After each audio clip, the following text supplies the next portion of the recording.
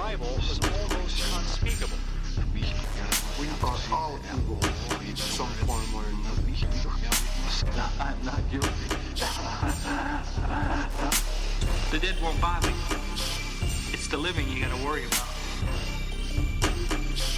If I couldn't keep them there with me whole, at least I felt that I could keep their skeletons. Hello and welcome to the Bad Taste Crime Podcast. I'm Vicky. I'm Rachel. That's right. Rachel's back again. I'm back. She just keeps showing up. I know. We didn't even tell you the time. You just showed up to the house. Yeah, I was just like already here. I was just already. You drive past his house every Sunday just to see. You know what? I drove up here because it was trash day, so I was looking for trash. You know, people put their trash out, and sometimes they put out furniture and like free things. I feel like I'm learning a lot about you right now. I think this is like normal Sunday looking for trash. This is what? No, it's Thursday night because that's trash day. Sorry, today's Sunday. And yeah, I did drive up this street, and you're right. I couldn't tell which house. I was like, which house is it? I Told had to look up the address. There are people who go, so where my apartment is, there's like, it's surrounded by a bunch of businesses and it's above a bunch of businesses. Yeah. So there's a lot of dumpsters around. Yeah. And there's one that's for like the apartment building. There's one for the carpet place. There's one for this over in this corner. And these people use this. Right. Fucking all the time. I see people drive up on a Sunday afternoon when nothing's going on, jump in the dumpster. It's a fun activity for the whole family. Yeah, but me in my apartment, I'm like, who's this person driving That's around fair. here? Scoping things out. I will say I've never like gone into a dumpster, and I don't like open people's trash cans, but like sometimes people will be like, I no longer need this patio furniture, and I'm like, oh, for $3.99 that could go in the back of my car. Did you watch the documentary on Max about the like? It was one of these like off the grid hippy dippy communities that were like. I know which one you're talking about, and I think it's called the. Something but it was about something that is potentially really culty. The Grow? No, it was something like that. It was something. Yeah, I haven't like favorited, but I haven't watched it. You should watch it because they have this whole scene with them going dumpster diving to like fit right in. Get it. Dude, I probably shouldn't say that. You would not. You would hate this place. You would hate this place. Oh my God. You would hate it. You would be. It literally is like you would like it for a second and then you'd fucking hate it. I was like, I was here for the trash picking, but now I have to go home. Yeah, but are you staying for the cult? Like, are you staying for the cult part of it, or now? What kind of cult? Are we talking eco-friendly, free love, or are we talking white supremacists? No, it's like eco-friendly, free love. Okay. As a mask for like people controlling everything that's happening on the property, and like I'll have to look into it. And I'll get back to you. You should watch it and get back to me. That's your homework, because that is my homework. I'd be very curious. Next week, I'm like, everybody come to my cult. Yeah. Everybody come be in my new cult. There's a documentary about it. So we have a very special show for you today. We're going to start off by saying Happy Mother's Day. Yes. If this is going out on time, future Vicky's got her shit together, maybe. Love that. This should be going out on Mother's Day. Your mother would be proud. I hope she is. She's probably going to listen to this. She will. She will listen to this. I know she will. But we're going to say we have a very special Mother's Day episode for you. Yes. Happy Mother's Day. So, and you're a mother, so happy Mother's Day. Happy MILF Day. Happy birthday to every mother who was ever born. Happy birthday. Every mother was born today. On Mother's Day. On Mother's Day. Yeah, we all spawned. Do you guys do any, does your family do anything special for you for Mother's Day? No. So for the past two, I mean, my children are very small. Yeah. So it's like, what are they going to do? Do you guys go to like your parents or Rob's parents? I'm going to be so real. I literally can't remember. It was a whole year ago. It was a whole year ago. I know. I know. It's a long time ago. It's a real long time. You know what? Rachel's husband, if you're listening, whatever your name is, this is your opportunity to plan something really cool, because this will be coming out on Mother's Day. Yeah. So like if you're waiting till now, Too late. Oops. Oopsie. Just get me some trash to do. Potentially after Mother's Day, this is coming out. So like, oopsie. So if this is your first time listening, a special hello to you. Hello. We are going to head over to the newsroom. Mm-hmm. Fit to breathe, our food is unfit to eat. We sit watching our TVs while some local newscaster tells us that today we had 15 homicides and 63 violent crimes, as if that's the way it's supposed to be. We know things are bad, worse than bad. So there's a lot of things we could be talking about this week. We could talk about OJ's death, but we're not, because I don't really give a shit. Yeah, fuck. We could be talking about Gypsy Rose divorcing her husband while she's pregnant. Isn't she pregnant? I don't know. Doesn't matter. We're not talking about it. We could be talking about that, but we're not. I don't know. Doesn't matter. We're not talking about it. I forgot. We could be talking about the Harvey Weinstein thing, but we're not going to talk about it because I'm not ready texting yet. about it. Yeah, we were texting about it. We will probably talk about it eventually. I want to wait until it gets a little further down. Yeah, completely We'll agree. see. No, this week, first of all, I just wanted you to know we have an in the field reporter. This is a breaking news thing, and we have been following it for weeks. Are we going to cut to the feed? This is pretty fucking wild. Okay, so before you started guest hosting, okay, Tiff was actually the first series of guest hosts. Was done by Tiff, and the best. Love Tiff, love her. Holla. So the first episode that she came on, we talked about this meat theft that happened in Philadelphia. Okay. As reported by friend of the show, Michael. Oh my God. He's live. He's on the scene. He's live. He's on the scene. He's been sending me updates. Yes. He's been tracking. He's toned. He's still not going to get paid. It's a volunteer position, but You knew that though. he knew that going into it. So Some they of you are had getting this paid. meat theft that happened, and we were all like, it's a little Robin Hood kind of thing. We'll see what happens. Okay. Then this was in December. Okay. December of 2023. Then at the beginning of April, he sends me a message and says, Vicky, it happened again. What? Yes. So in April, beginning of April, again in Philadelphia, police said another truck driver was waking up to a robbery in progress in his truck. It was 1:30 a.m. in the morning in Philly. He walked in the back, saw people taking off with pallets of meat, and we were like, wow, it's very similar to the first one that happened in December. Yeah. Really, really similar. They had the truck driver was in the cab. They didn't cause any harm to the truck driver. They were just robbing the truck while he's in the truck. That's ballsy. Yeah. And this one was early in the morning, but they didn't cause any harm to the truck drivers. They're just like, let us take this meat. Yeah. It's fine. They make off with the meat. Okay. And I mean, they're probably insured, right? The first time they didn't, well, that's what we were thinking too. The first time they didn't take, they had, I think, 6 suspects, but they didn't take anybody into custody. This time, nobody's been taken into custody, and there aren't any descriptions of the suspects. The article that he sent me actually references the one that happened. So we reported it in December. It actually happened in November of 2023. Okay. So he sends me that, right? He's like, it happened again. And I said, you're going to have to keep track of all of these because this is getting kind of weird. Yeah. Just a couple weeks ago, he sends me another one and is like, yo.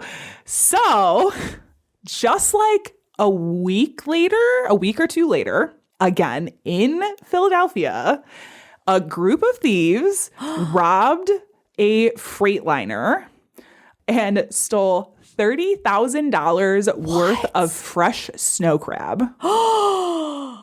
Oh my God. This one, the driver was injured. $30,000? Oh no. It was parked, the truck was parked at the Walmart delivery dock, and the driver was alerted by the security system, and he was beaten up by the robbers. Oh. He don't get paid enough for this. No. Leave him alone. So they stole $30,000 worth of snow crab legs. And I was like, wow, these guys are getting real fancy. So now I'm like, is there this underground meat trade market happening where things just quote unquote fall off of the back of a truck and people just trade meat? Where your next pork chop is coming from. Or it's good for restaurants. I know you don't watch Bob's Burgers, but I think of the horse meat thing. It's good for restaurants.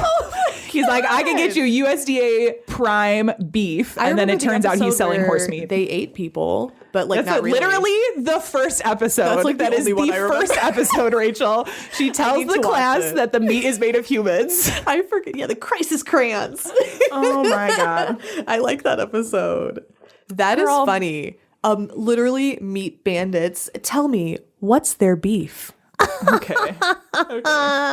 So this is an ongoing ongoing investigation. If you have any tips from the Philly area about these meat crimes, the meat let us bandit, know. call Let us know. in. We would love to interview you. We can set something up. We have our lines open. Call our 800 number.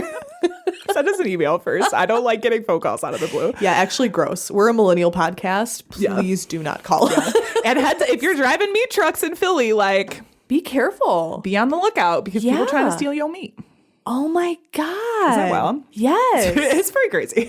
I'm like, trying I feel like there's smoke coming out of my ears because I'm trying to come up with as many meat puns as possible. yeah. And I only had the ground beef one. Yeah. I was trying to find like a link one. Like what's the link? Like sausage links, but I just But I don't think anybody's in. in immediate danger. Oh, burr, burr, burr, burr. Boom. On that note, we are going to move on to Netflix and Kill. Ooh. Where this week, again, we were coming back from a big break, okay? There's been a lot of stuff. This is the year for true crime. This is the year for horror. Yeah, it's a We're good talking try. about we're talking about true crime. Yeah. The true crime side of things. No, it's fine. This week we're talking about Quiet on Set Oh my God. because we just haven't had the opportunity to talk about it. Quiet on Set, Yeah. The Dark Side of Kids TV. It was a documentary series that was released on Max, but I'm pretty sure that it was an ID production, I think. Oh, okay. I don't think it was a Max original because the No. Discovery merger, et cetera, et cetera. Yeah. Yeah, it was an investigation Discovery Yes. like production. So the series looks at it was originally 4 parts and is now 5 parts, I think. Yeah, they added. Unnecessary. We'll get to it. I think so too. We'll get to it. It's a documentary series that looks at specifically 90s to early 2000s Nickelodeon television with a focus on Dan Schneider's stay with the network at Nickelodeon. And his career specifically. They also look a lot at like Amanda Bynes and what happened with that. And Drake Bell. That was which a we'll talk about. shocker. Yeah. So they have a lot of interviews with former child stars from Nickelodeon. This is, I think it's safe to say, television that you and I both grew up with. Yeah. It was things like, for our generation, this Yeah. hit really hard. Yeah. It was really difficult to watch. And I saw a lot of people online who were saying the same things. Like people our age feeling like our childhood has been tarnished because this is what we grew up with. It's you know? true. There are, they talk about shows like All That, I was obsessed The Amanda with Show, All Drake That. and Josh, iCarly. Were you a Nickelodeon kid? I was very much a Nickelodeon kid. Me too. I was very much a Nickelodeon kid. Zoe 101, Victorious, and which was all like the later of my years. Yeah. And things like allegations of racism and underpayment and sexism, misogyny, sexual assaults, sexual allegations, sexual harassment. They were put in physical danger. They were being overworked. Yeah.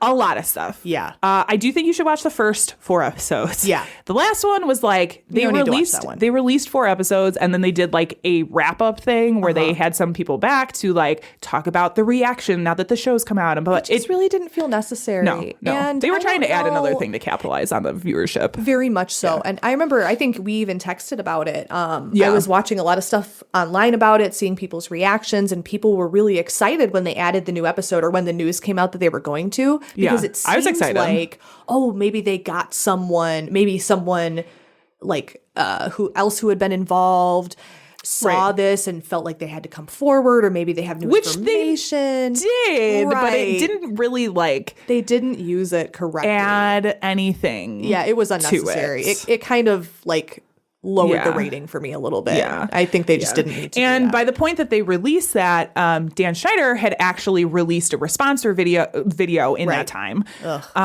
which was very like softball questions, deny everything. I didn't know this was happening. He Blah, spent blah, the blah, night blah, with his publicist. Yeah. and she wrote that for him. Yeah, exactly. So the other thing that I want to talk about is Drake Bell, because when I found out, so when they first started advertising this, it was like the advertisements, they had the empty chair. Yeah, the secret mystery guest. Exactly. And I was like, I wonder who this is going to be. Because it was implied to be somebody like really big. Yeah. And it was. And it was. I thought maybe they got Amanda Bynes. I thought it was Amanda Bynes too. Maybe they got or Alexis Ariana Nicole. Grande. Like, you know what I mean? Like some of these, like, because a lot of Nickelodeon stars have gone on to have pretty successful careers afterwards, I would say. Yes. And then before it was released, it was revealed that it was Drake Bell. And I was kind of like, not sure how I felt about it. Yeah. Because Drake Bell, if you don't know, was arrested for DUI. And he also was charged with, it had to do with influencing a minor. Yeah. There were allegations that he had been grooming this young girl, that he, had this kind of like inappropriate relationship with a fan online, essentially. Right. Allegations. Right. He was not charged with anything in relation to that. And I will say I did look into it after he was on the documentary because I was like, I don't really know how to feel about this. Yeah.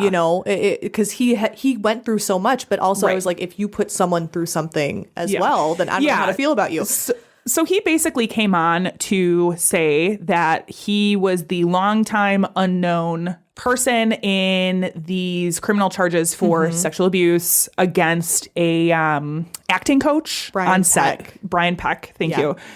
That he had never been named. This was his first time coming forward. And there is definitely something to be said for like the cyclical nature of abuse. Absolutely. And, obviously like this affected him psychologically. Right. I think is a large contributor to his substance abuse issues. Yes. And he's clearly done a lot of work on himself. You know what I mean? Yeah, he's been to therapy. I'm also not like a Drake Bell apologist in any way, shape, or form. No. I still kind of felt that they could have gone harder a little bit into his deal. They of mention like, oh, and by the way, he was arrested for this and this happened, and then they just move on. And I'm like, okay, I do think you need to look at that a little more. It would have been a really good opportunity for them to comment on that because I'm sure he's not the only unless his publicist was like, you can't touch this. Which could be. Which it seems to me like it is because even when he came back on the last episode, no questions were asked about any of that. And that's not uncommon for... I'm not defending him at all, but it's good not uncommon for them publicist. Right. But what I will say is I feel like his interview was valuable. Yes. I feel like his story needed to be told.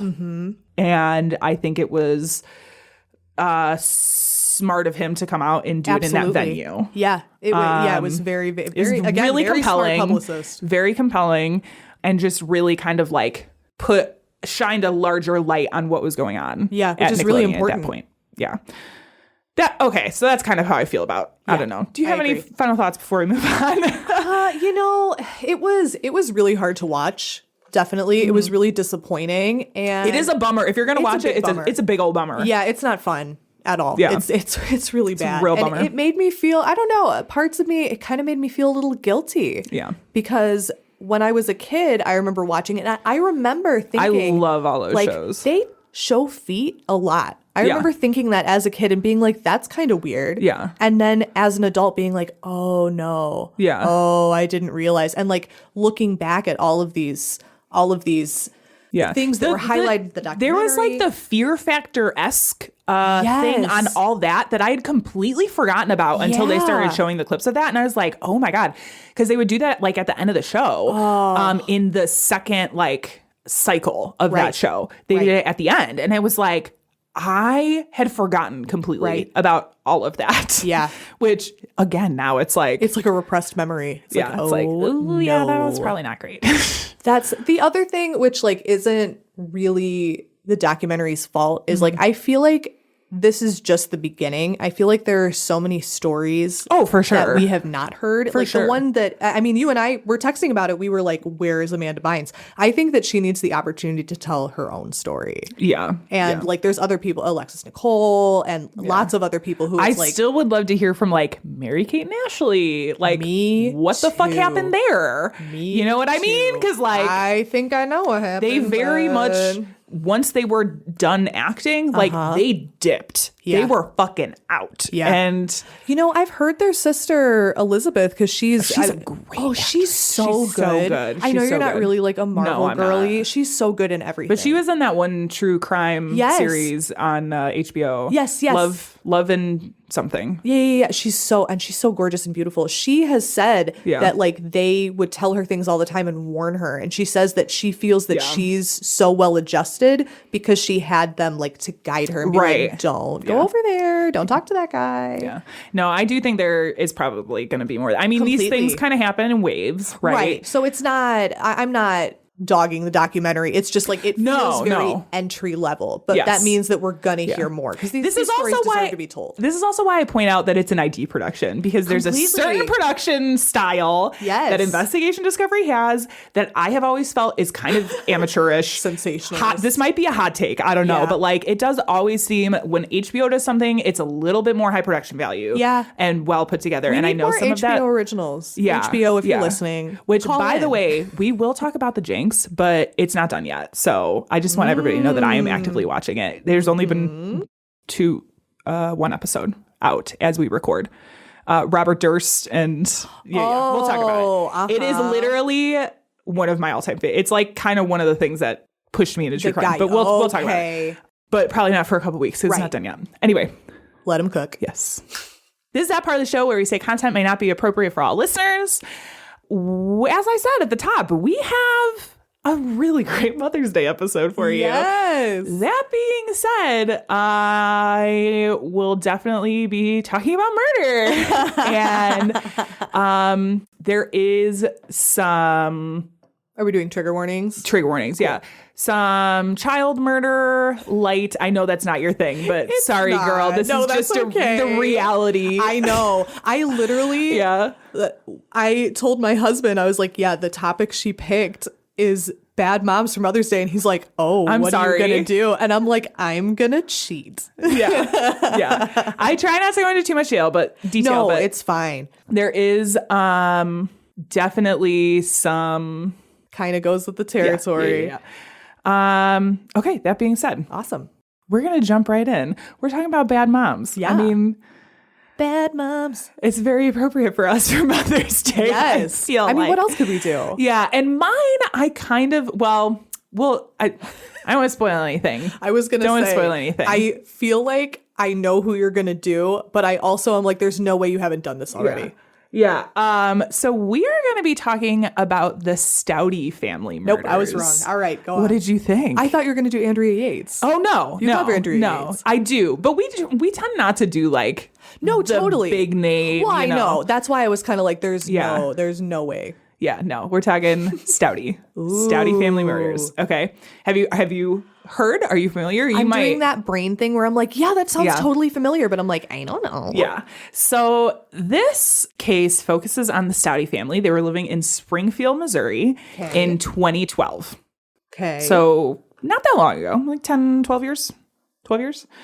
So Diane and Mark Stouty, they were married with 4 children. Okay. 26-year-old Sean, 24-year-old Sarah, 22-year-old Rachel, and 9-year-old Brianna. I do know this one. one. So by this point, Diane and Mark had been together for a while. They were like high school sweethearts.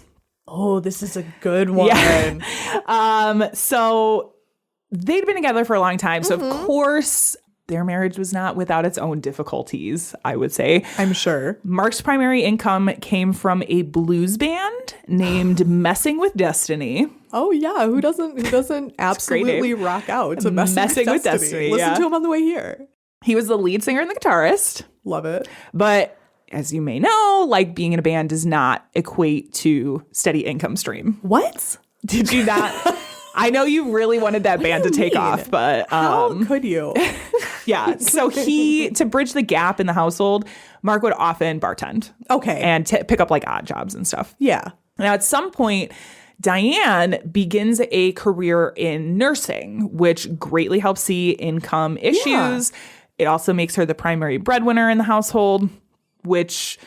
can sometimes, it can sometimes be emasculating to some men for whatever reason, which will cause conflict. I'm not going to start feeling sorry for men now. We're both feminists. So like, anyway, moving along.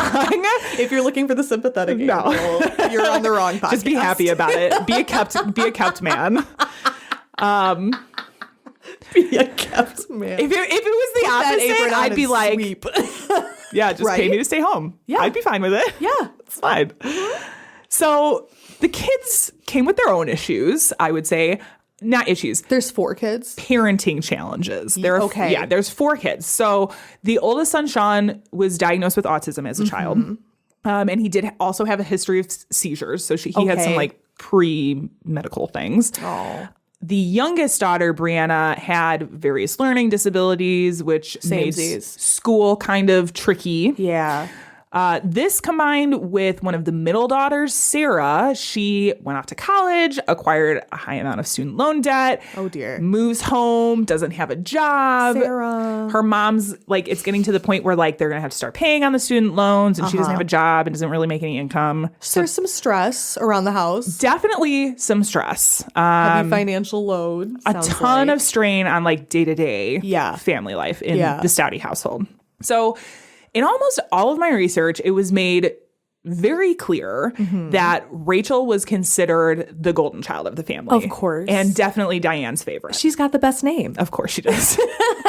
Rachel. Yeah. She played the flute, which she kind of like took after her father in the music department. I was going to say, that's cute. But she was also...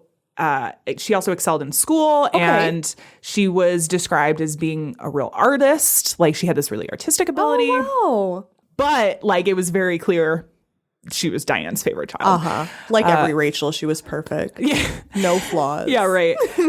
Diane's favoritism is even more evidenced by her Facebook page, which is still active. I went and creeped it for a little while I was doing research.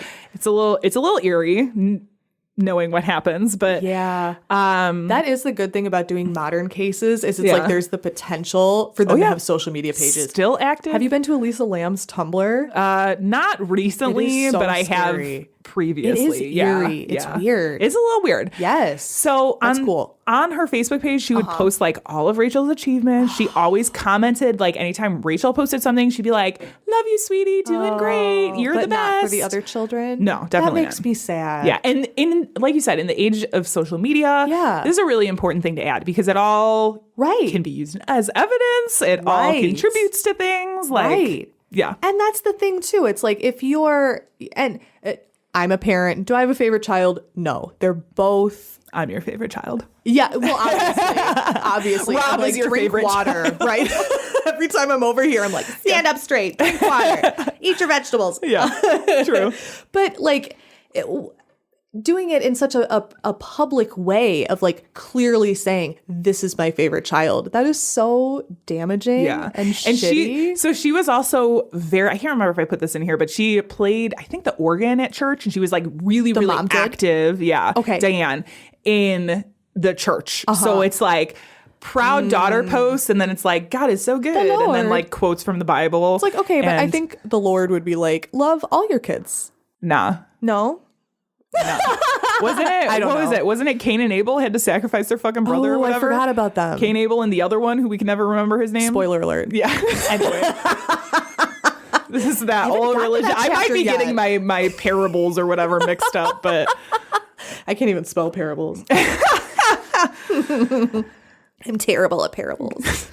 So tragedy strikes the family. Oh, man. In April 2012, when Mark Stouty, the husband, dies suddenly. He's 61 years old, kind of out of the blue. Come on, Mark. It was well known that Mark drank alcohol pretty regularly. And he had some other like unhealthy lifestyle habits. Like he just didn't eat the best and like didn't exercise. It was just kind of like, you know, your average American. Right. I was going to say the same twin. So this definitely led investigators to believe his death was caused by natural causes. Right. Okay. There was a ring of blood that was witnessed around Mark's mouth, but it didn't like strike anybody as odd. It didn't spur any investigation. I have a ring of blood around my mouth right now. All the time. It's just totally it's normal. just whatever it is. It's fine. So his body was cremated and he was buried and that's it. Dang. Now, I will say mourners noted Diane was handling Mark's death in an unexpected way, saying, this is according to People magazine, that Diane had an immense lack of emotion following the death of her longtime husband. I always make a point to say, like, people grieve in different ways. Right. You know, it's hard to judge. Yeah. But when it's combined with other things, it's Right. like, okay. So Right. People also interviewed one of Mark's friends who said, quote, during a gathering after Mark's memorial service, it was like she was hosting a party, says Rob Mancuso, Mark's friend and bandmate. There was no sadness. I thought it was just her way of grieving. End And quote. you know what? I will say, I've been to a funeral, like a really, really, I won't go into details, a really tragic, horrible funeral. Yeah. And like the sister of the deceased was laughing, talking. Oh my God, like, yeah. happy. And the other, everybody else was crying. And it was not suspicious at all. Like if you Yeah. knew this person, that's just how Same. I wonder if she it was the same coped. funeral. Probably not. But I think that we probably because both know. also I went to one that was a very tragic death, but the urn was the funniest fucking thing I had seen in my Really? life. Yeah, yeah. Did you see the TikTok where the grandma has pre-bought Yes. her urn? That's gonna be She's me. like, I yearn for the urn. Yearn She for keeps the it in her urn. kitchen so she Yeah. can look at it. It's got like Bermuda palm trees and Yeah, stuff on it's it. like tropical as Honestly, shit. I love that. I think that's healthy. Yeah. I think that's great. Get what you want. I love her. I yearn for the urn. I'm like, girl, I know. that's everything. But people do grieve in different ways. And like, Right. you know, for an initial thing, it's like maybe she was just trying to keep it together for her family. It didn't give me like, who was the one who was like spraying silly string at the grave? Was that Diane Downs? Is that who that was? Yes. Where she was like blowing bubbles. It and was spraying Diane Downs. silly string. Oh my God, if Diane Downs Weird. has no It's not haters, like that I'm kind of dead. vibe. It was just like, Right. like she was, and I do think there is something to be said for when you're grieving, you kind of go into autopilot, right? Right. Like, so, and there's also something to be said because we both already said we're feminists and this is a Mother's Day episode. Yeah. She's a woman. She's Yeah. trying to hold it together for her Right, family. She's, right. you know, womanhood is a performance Yeah. and she's just trying to keep it together, right? You know, maybe she went home and broke down, but you know. right. But not while she was hosting the party. Now, following Mark's death, Diane did receive a $20,000 payout from Mark's life insurance. Oh. And she decided to That's use. not that much. Yeah, I mean, it's not nothing. Well, that's true. And she did decide to use that money to move the remaining family into a larger home. Okay. In June 2012. And fair enough. Yeah, It's not yeah. like she bought herself some Louboutins. No. Using it for the family. So life moves forward in the Saudi household when just 5 months later, the oldest son, Sean, dies suddenly. Now, he was on the spectrum, right? Correct. Is that what you had said? Okay. Correct. And he, like I said, he also had seizures. So he had some like That's right. what do you, Yeah, some conditions. what am I talking about? I cannot think of the word. I'm not sure. Wow, totally blinking. You know, Are you talking about like prior. comorbidities? No. Like just like prior conditions. Weren't we just discussing before this that you work with medical terms all the Yeah, time? I know, but I don't have to. I just have to read them and type things out. I don't have to like talk about them. Vicky's boss, if you're listening, Yeah, right. call in. Yeah. Call our number. No, that's when I lean over to my attorney and I was like, "Hey, what's MMI?" I can never keep that stuff straight ever. Yeah. I'm It took me horrible like with a that. year and a half to find out what MMI means.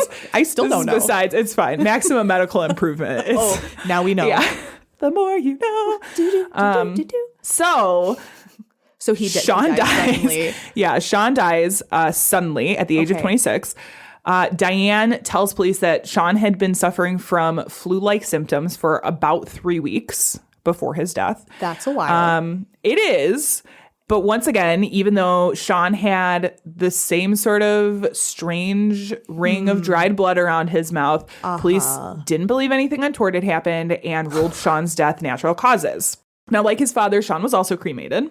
I also find it Okay. interesting that after 2 really similar deaths in one family in such a short time period, In 5 months. that there wasn't any like Right. a suspicion from the investigators to maybe look into it more. But Not even just for murder, but you would think maybe looking for like maybe he took his own life or Yeah. some kind of foul play, you know? But what I did find during my research is that one of the main reasons they didn't link the 2 incidents is because they happened at 2 different addresses.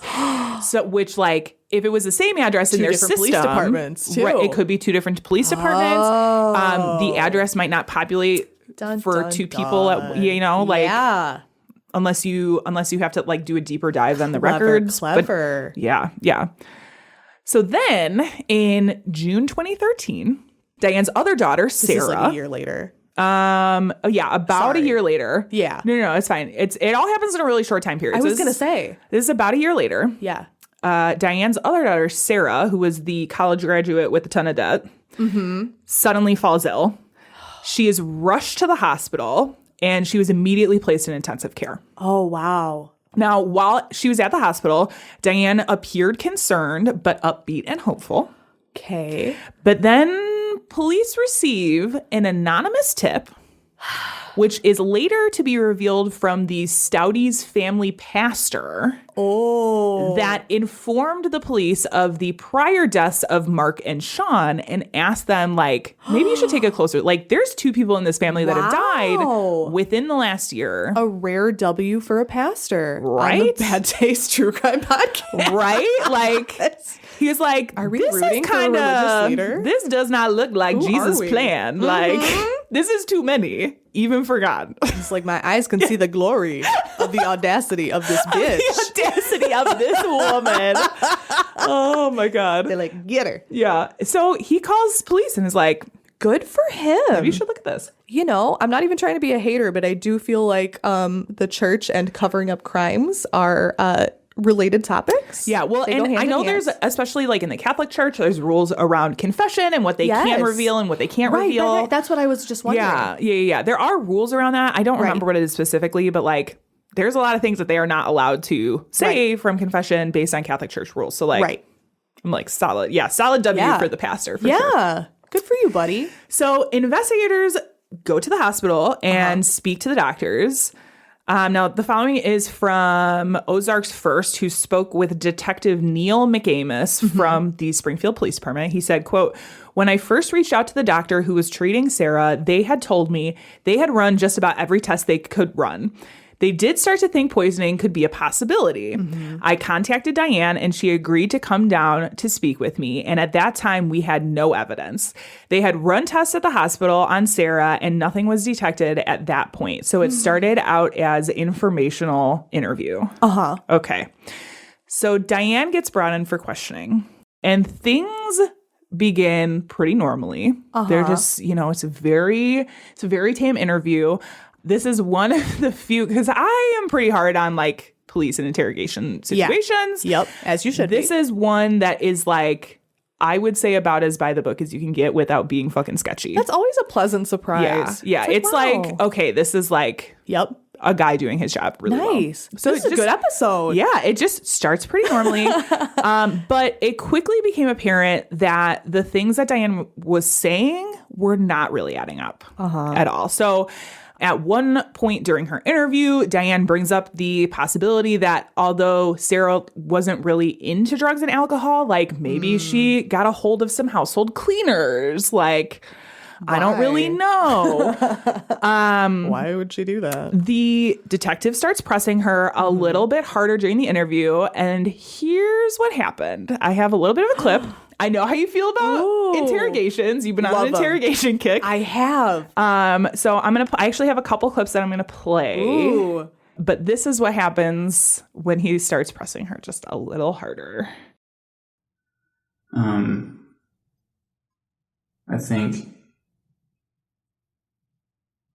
think you're aware of why we're here. Maybe. I don't know. I think you know why we're here talking.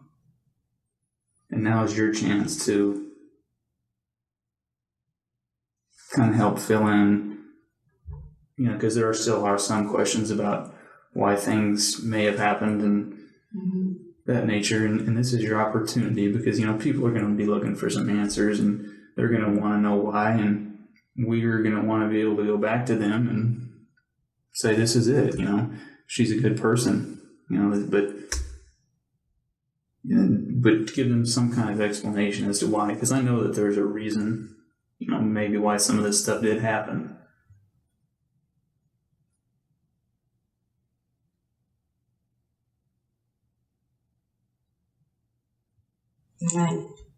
As far as Sarah, I don't know. I don't know.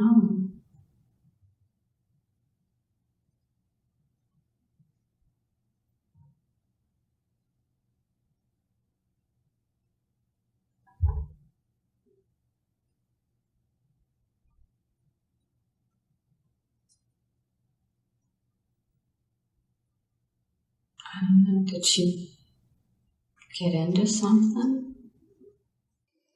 I've seen that interrogation. I It's literally wild. watched that like not too long ago. Yeah, it's pretty It's crazy. so good. So I totally agree with you.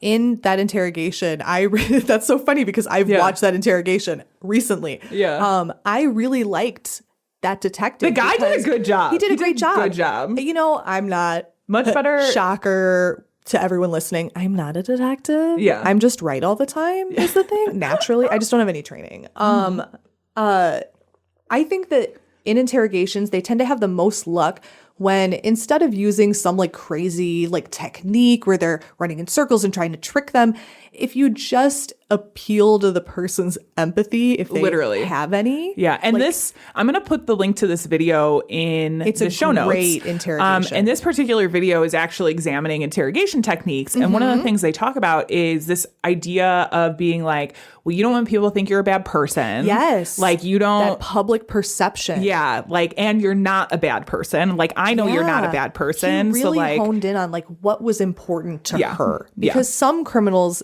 don't care. You know, Yeah. you're going to say certain things like, well, you know, to one person, it might be like, well, what would the members of your church think? This isn't, you know, something that a religious person would do, but maybe she's not really religious, so she doesn't care about that. I think that's the heart of being a good detective is seeing what a person's motivations are. Yeah. He did a really good job. Yeah. I'm really glad you played that. So that is it's pretty much the turning point in the interview. You can tell Diane's starting to get a little nervous. She's like, I got a rumbling in my tummy. She does talk about like weird stuff like that a lot. Yeah.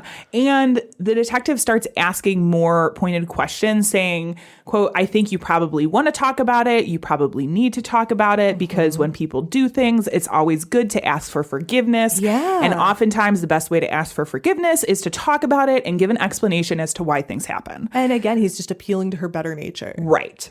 So smart. Diane goes on to say that Sarah has been a difficult child and expressed that there was conflict between the two of them because of the growing debt and her not getting a job and all of these things. But she still insists she didn't do anything. There's even more conversation between Diane and Detective McAmis. Honestly, I would watch the whole thing because it's a really interesting interview. He really harps on this idea of forgiveness and lifting the burden. He was which very empathetic. plays to Diane's religious side a little bit. Yes. And then Diane finally starts revealing some details. So I'm going to play another clip here for you. Ooh. So tell me about it, Diane.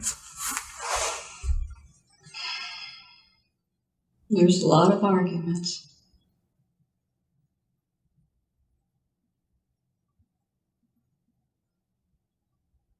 And to put it really short and sweet, I knew they were drinking antifreeze. And I was so mad at them, I didn't want to take them in.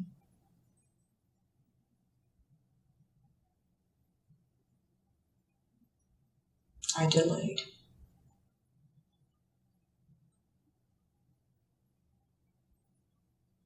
Why'd you delay?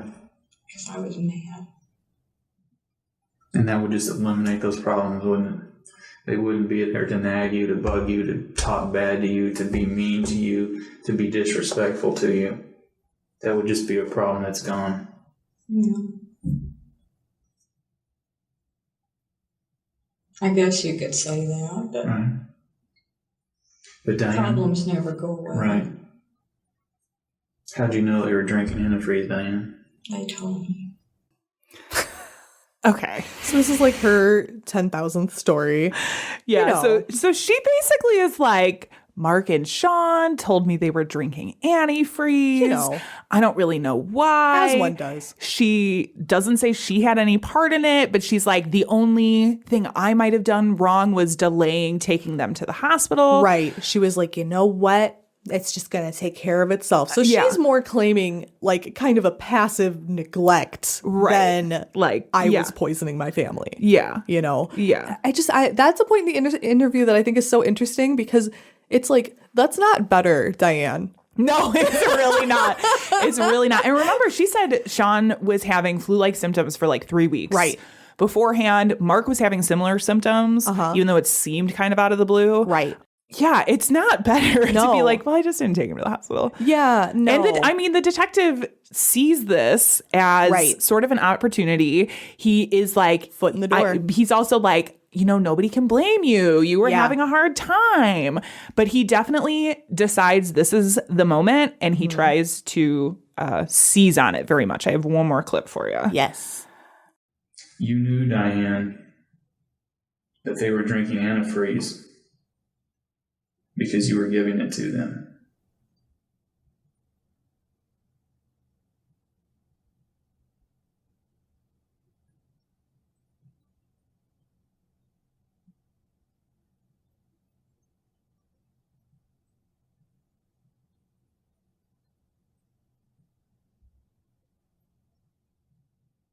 I didn't know what else to do. I really didn't. I understand.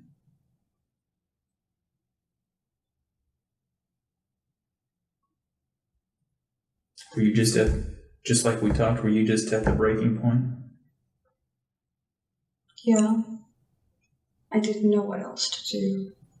So interesting. Miss Diane. Ladies and gentlemen, we got her. Yeah, and just like that, Diane admits to poisoning her husband Mark, her son Sean, her daughter Sarah. She's a bad mom. Yeah, real bad. Happy Mother's Day. Oh my God. So following the confession, Diane tells investigators that she hated Mark and how much Sean had been a burden on her, and that she didn't want to deal with Sarah and like the student loan debt and might as well get her out of the way too. Diane told investigators that with the help of her favorite daughter, Rachel, because who doesn't love a mother-daughter bonding story? Yeah. They systematically poison Mark and Sean by slipping antifreeze into their favorite drinks. Oh my God. Yeah. So Mark had, I think it was Gatorade. Like he drank a lot of Gatorade and she put it in the Gatorade. Sean was like Coke, I think, like some kind of soda. They had purchased the antifreeze online, specifically searching for and buying the version that doesn't contain the bittering agent so it wouldn't be noticeable. That's actually, I was tippy-tapping away on my phone looking for, because I remember there was a specific year that they added a bitter agent to antifreeze, 2011. So I'm sure that there were, I'm pretty sure you can still get antifreeze without the bittering agent. Yeah. I remember watching an episode on like Forensic Files that was like the case that made them like finally add the bittering agent. And it was because the wife like killed the husband and put it in Gatorade. Because it tasted like you couldn't taste it at all. Yeah. It wasn't this case, but it wasn't that case, but it was that made me think of it. Yeah. The Gatorade. I was like, geez. Yep. So I wonder if you saw the same episode of Forensic Files I did. So following her confession, Diane was immediately arrested, and police went to execute a search warrant on the Stouties' home. And after a thorough search, investigators discovered a secret diary that belonged to Rachel, in which she detailed the plans for the murders of Mark and Sean, with one entry reading, quote, "It's sad when I realized how my father will pass on in the next 2 months. Sean, my brother, move on shortly after. It will be tough getting used to the changes, but everything will work out." Like, girl, no, it will not. Also, I have said this a million times on the show, 1,000,001. I'm going to make it 1,000,001 today. You don't write down your fucking crimes. Seriously. You don't document your crimes. Why are you documenting your crimes? I don't. Don't write it down. No. Don't put it in. For what? And it's like, why wouldn't you like Never. shred it? Exactly. You know, I don't understand. Like, why wouldn't you always think, oh, I got to get rid of that? Literally, you know, dude. She probably just like never document your put crimes. her diary in her closet and just skipped on off. Girl. So Rachel was brought in for an interview, and she initially denied any involvement in all of this. There's a clip of her interrogation I'll put in the show notes too. Yes. Less exciting because the one that I found wasn't. There's a later interview that's a little more exciting, but this is like the initial, like when she's brought in, she's like, no, I didn't have anything to do with it.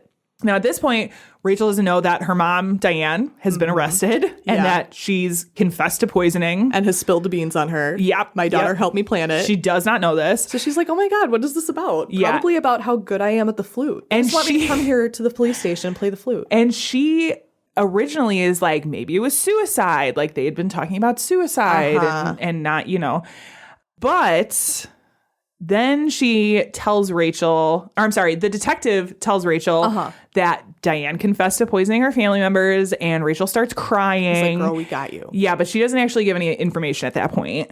Of course. She still is just like, yeah. But once they come in and they're like, but also we found this diary. She's like, oh. Yeah. She confesses to her. She's like, that's my fan fiction. Yeah. She does try to initially play it off like it was a dream. Like I was having these dreams of killing my family members, and that's why they're in the diary. As one does. She does try to play it off like that, but it didn't last very long before she was like, nah. They're like, that's weird, Rachel. Yeah. It's my dream diary of where I murder my family members. You ruined my dream.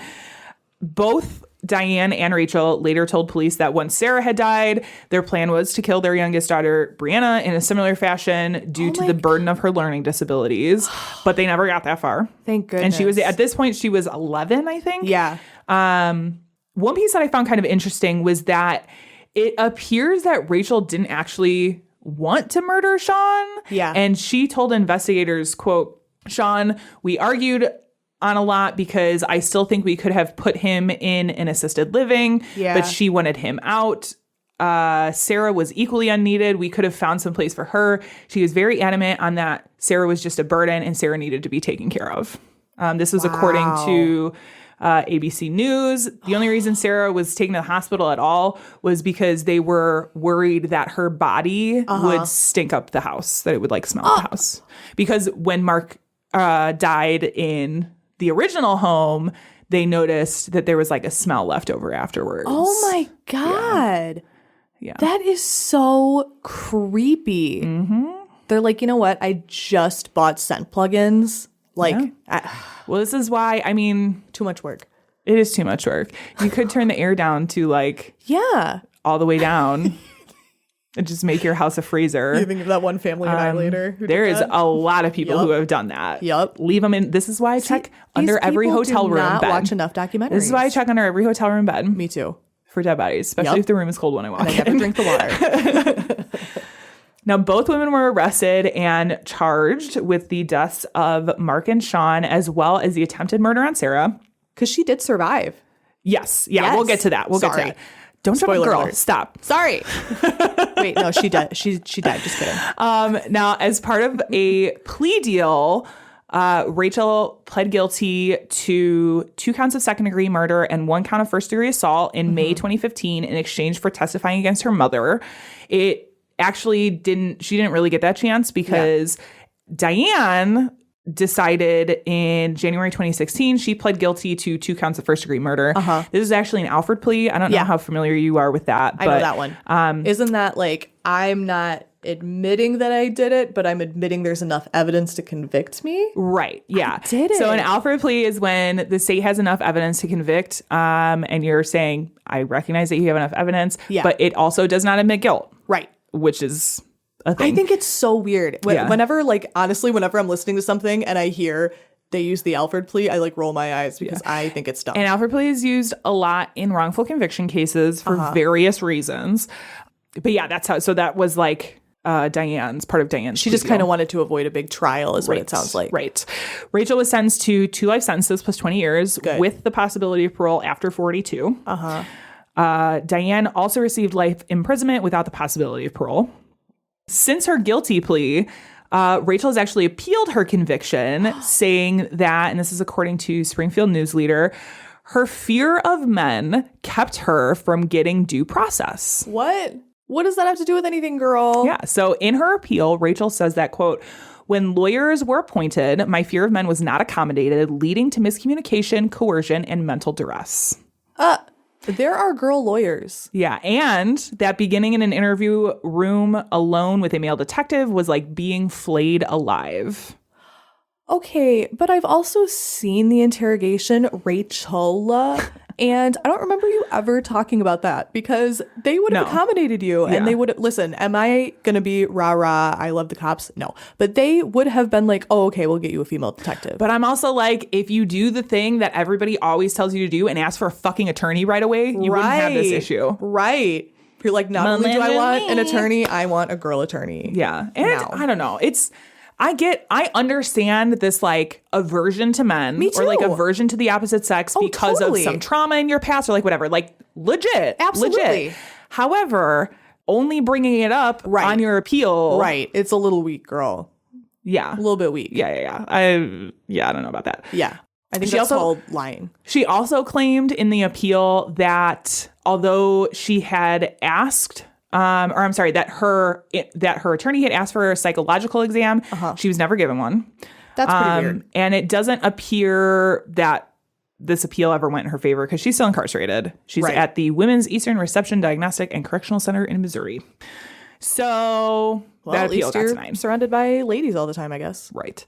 Diane has also come out following her conviction, insisting she didn't actually poison any of her family. Oh my God. Instead, she did a 2020 interview in 2022 that her husband was associated with very dangerous people. And somebody like came in and was like, one of these guys probably did something. He hung around with some shady characters. Get out of here. Something I love more than anything is when people who are not involved in like actual like crime, like life of crime, like little like white suburban moms. I love it when they're like, I've seen a mafia movie. I bet it was the mafia. And they really have like no idea. Yeah. They live in like, middle of nowhere, Illinois.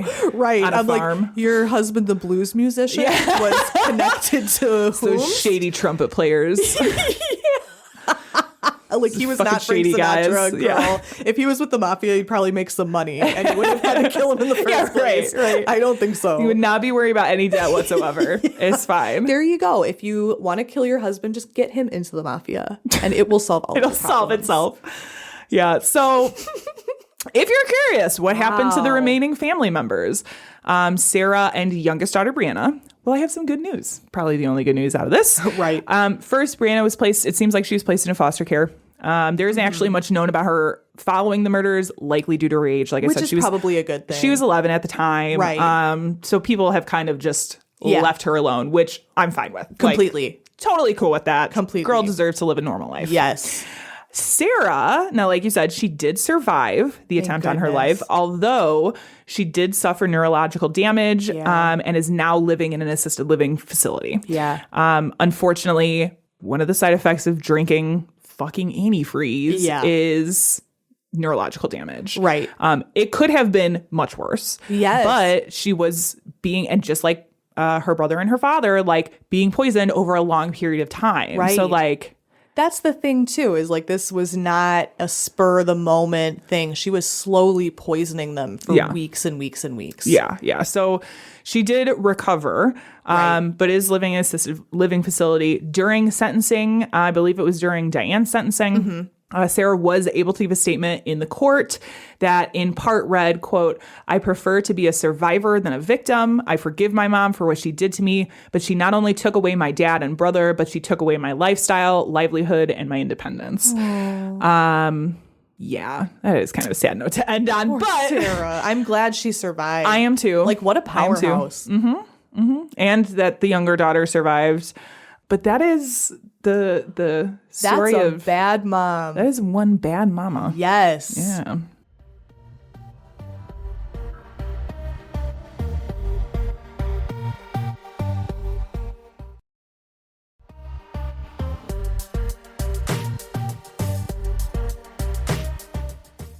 Okay, so mine. So you came up with the topic this week for your bad This was moms. my pick. Of course. Not a reflection on my mother. Eileen's been on the show. You guys know and love her. We love Eileen.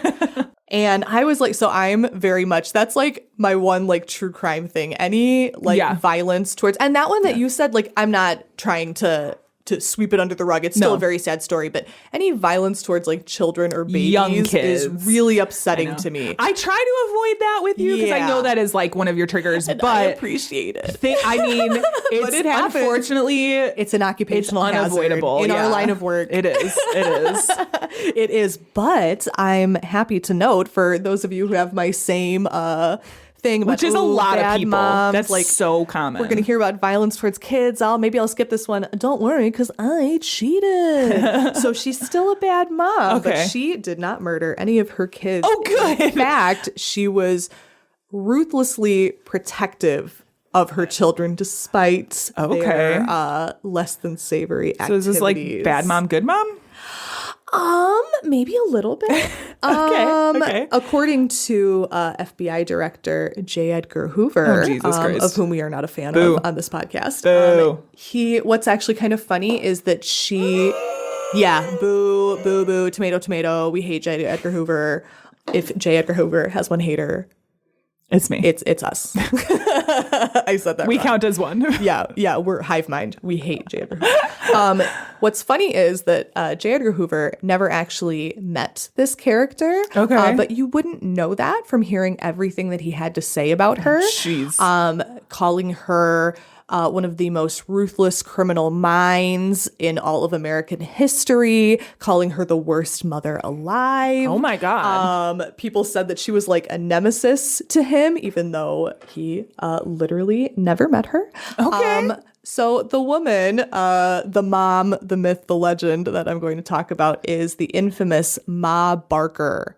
Okay. Have you ever heard of her? We have heard of her. Yes. How do you feel about like mafia stories? So Because we're in the Midwest, so I mean, we are in the Midwest, yeah. Local. I will say mafia stuff tends to not be my jam. Which I get. But what I do when I do run into it, it always has to do with political scandals because that is my jam. I was going to say, when I was reading through this, I was like, I don't know how she feels about this. I wonder if she'll be interested. And then I got to a little political corruption detail. Specifically like Chicago political corruption is like very much in my wheelhouse. And inevitably there is crossover with the mafia in Chicago. So we're tripping over mafiosos here. Is it, but I'm not one to like watch mob series. Right.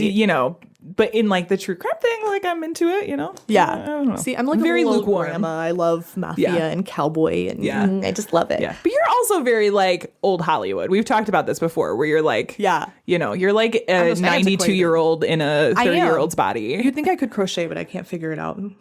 I don't know I'll how to teach do it. you. It's hard. No, it's not.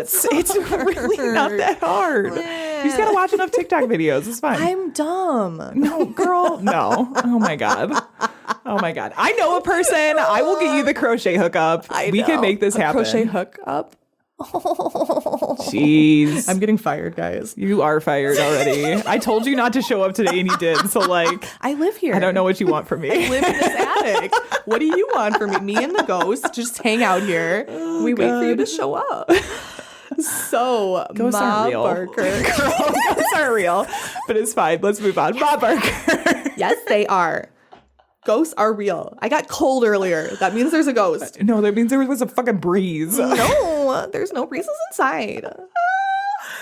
This is we're literally in an old ass house. We're Like literally Mulder and Scully. I am the Scully. Or no, I'm the Mulder in our relationship. And you're the Scully. I'm the bad bitch. I know. Gang, I'm the one with the porn addiction and whatever else that guy had. Oh God. So Ma Barker was What a born. tangent. I know. I'm sorry. That's okay. So this was this is obviously an old case, good old like 1930s mafia story. She was born Arizona Donnie Clark, which I think is fancy. But she went by Kate her Donnie? whole life. So, Is the middle name Donnie? Yeah, Donnie. Like her Donnie? Yeah. Donnie? Oh. So Arizona, although on some websites, because a lot of them were like old like FBI records and stuff that I was looking up, some of them listed her as Arizona without the A, like Arizona. And then some of them had it as Arizona. So I looked at like 700 websites. I couldn't figure out which one. My brain just replaced the A with an I, and I was thinking Arizona. Arizona? Yeah. That sounds like a drink. Arizona? Arizona. That's actually kind of Like a cute. Negroni? Is that why? Spagliato. Oh, stunning. We could have used you at trivia the other week. We had a question about Negronis, So I think. good at trivia. That's all I'm good at. That's all I know. Random shit. It's just trivia. Yeah. She was born Arizona Donnie Clark, October 8th, 1873 in Ash Grove, Missouri. Okay. Ooh, 2 Missouri stories today. Yeah, I was gonna say damn. we're going local. Not on purpose. Organic, homegrown, true crime. According to the FBI, her early life was ordinary. There's not a lot known, although she did grow up in abject poverty. Later, her and her sons, when they fell in with like the regular Midwestern mafia, they were referred to as hillbillies by everyone else because they didn't grow up with like running water. They kind of like lived Like in the holler? Yes. Holler living? Yes. Yeah. So that was kind of the vibe. Her father, I don't think that she ever met. He left shortly after her birth, and her mother remarried. I just have to say, the only reason I know anything about holler living is because of that series on Adult Swim called The Heart She Holler. I've never watch it? seen It's fucking that. weird. It's fucking weird. All of those Adult Swim are like crazy. I need to watch more of that. Heart She Holler. I need to. See, I know about the holler because there was an MTV like terrible reality show program. I don't remember what it was, but it was all about Was it in a holler? Yes, it was all about like hillbilly kids. Like this kid had never been in an elevator because he was so rural. Okay. And like, but then they had It wasn't to one of the cancel- gypsy shows, was it? No, it was MTV. In the gypsy era of It was TV? like the Teen Mom era, and Okay. it got canceled because he went mudding and got stuck in his truck and died. What? Yeah, he got like smoked. I He was, wish like, I was more into reality Yeah. TV during this era. It Like was when such a when it good was era. airing. Me too. Because I've like only the recently hit my reality Hills and TV era. Us too, because we're Yeah. old now. Yeah. Yeah. Yeah. I love it. Me too. We I grew could up go in, like, on the about best that, but I era. don't want to derail you Me too. anymore. No, it's a different podcast. Our reality TV show podcast is burgeoning. Oh my gosh. Stay tuned. I can't do another podcast. I mean, at least I don't have to prepare for that one. I just have to show up and talk. That's true. Anyway. So she's this very normal, very poor woman growing up in poverty. Not a lot exciting happening in Ash Grove, Missouri, although I can only imagine. Now this is a rumor, but allegedly, as a child, Kate Barker, witnessed the infamous Jesse James and his gang ride through town. Allegedly, that helped spark her interest in crime. And of course, if you know anything about Jesse James, he wasn't really seen by the general public as a villain. And a lot of these like mafia era bad guys and these sort of like bandits were not always in the public eye seen as criminals, even though they were highly sought after by police, because this was such a time of like general poverty. This was around the time of the Great Depression, that public mistrust of authority figures was very high. And Jesse James definitely fashioned himself as like sort of like the gentleman bandit. It's sort of like the devil you know situation, right? Like they definitely trust, which is wild that people are like, I trust the mafia more than I trust the government. Which, no, you don't have to trust either of those people, actually. No. You can just not do that. Yeah. Like, you just don't have to trust any devils. Just don't do that. Or just the one. just the devil. Just the devil. Just Satan himself. Just Lucy. Hail Satan. So he was this like super hotshot bandit. So is it true? We're not sure. Maybe. He did Makes a pass good through story. that area, but I mean, maybe for a young, super bored Kate Barker, that might have awakened something in her. Yeah. In 1892, at the age of 18, she married a man named George. He was, I think, again, records around this time are so shifty, but he was at least 10 years her senior, and he was known as kind of like, not the greatest of guys. He didn't work very hard.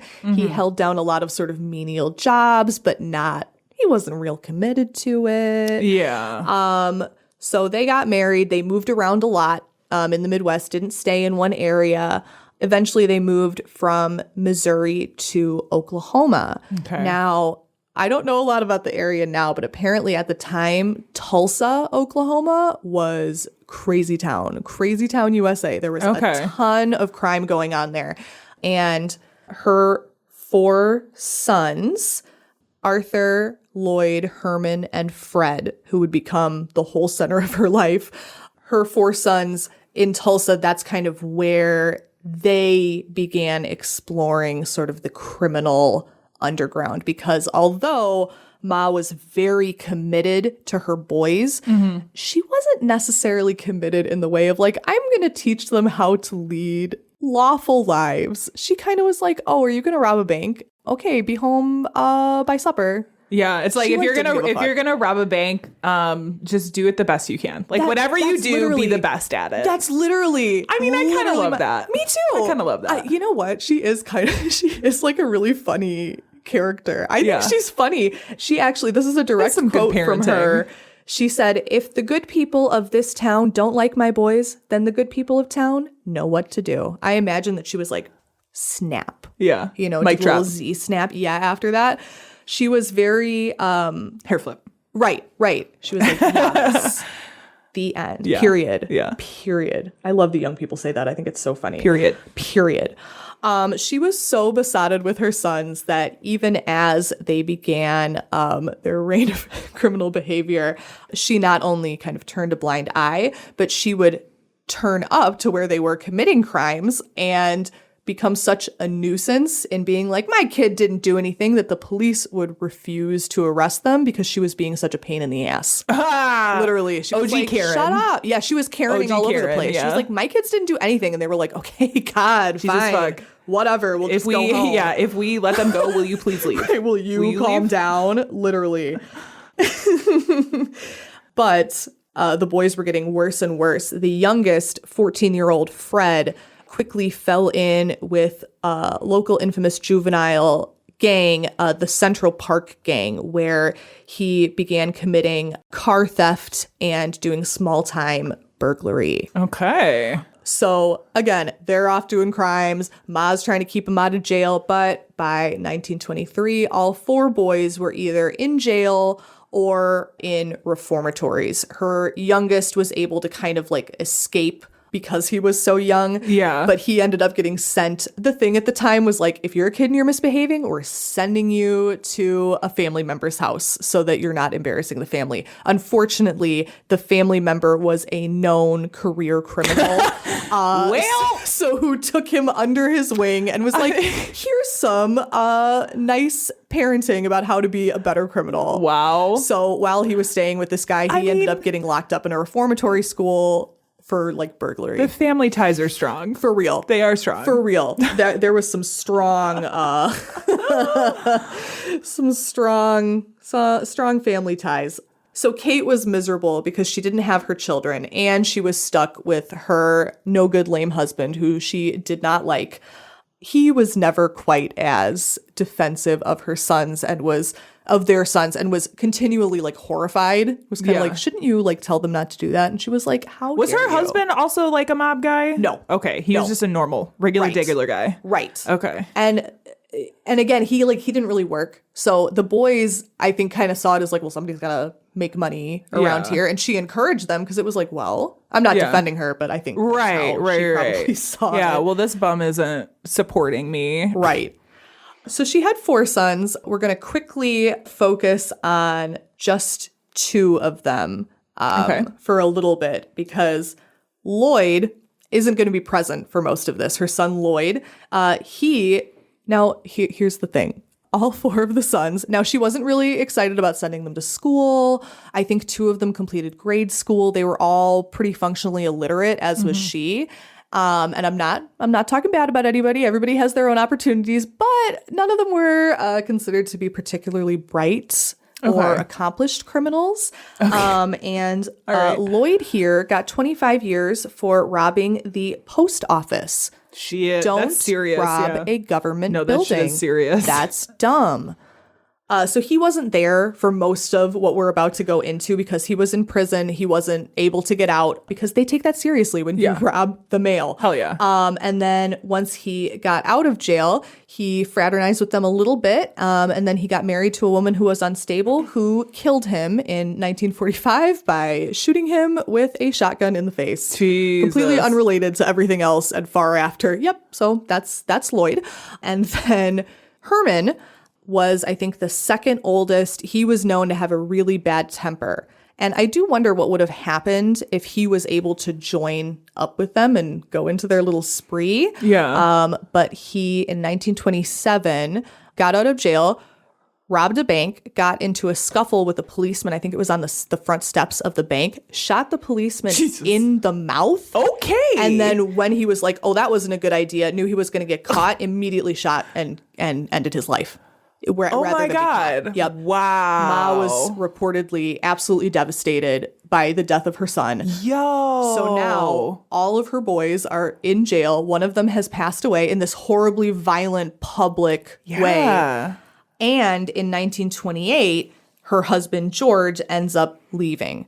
There's a rumor that she might have thrown him out. Whatever. Yeah, There's also a rumor, I think pushed by our friend J. Edgar Hoover, that she was living in sin with all of these local men. But if she was, she wasn't doing very well because by the time her son Fred got freed from his stint at the reformatory school and came to reunite with his mother, she was living in a horrible, awful little shack by the railroad tracks.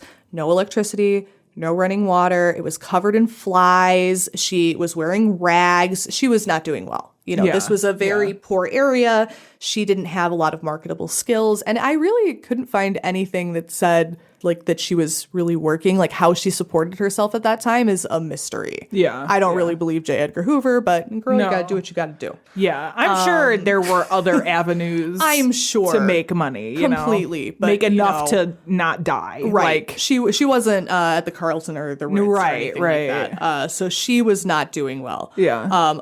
And when her husband left, he went on to manage a gas station in Joplin, Missouri, and never did anything interesting in his life. Okay. He just dipped and was like, I'm not doing all of this criminal stuff. Bye. Oh my God. So her son Fred, as we said, found her, but he didn't come alone. While he was in the reformatory school, he made a friend because, that's what you go to prison to do. You meet other career criminals. You go to every other person I know, like Elizabeth Holmes and Jen Shaw. Let's talk about that for a second because those two are besties in prison. They're over here like, we just did our white collar crimes. Yeah, it's like Let's be besties. Like a little mixer. Whatever. You meet your friends. I mean, I guess you find you're amongst like your people, right? Yeah. Like common interests. That's really the key to it's friendship. Really trauma bonding. Trauma bonding. Yeah.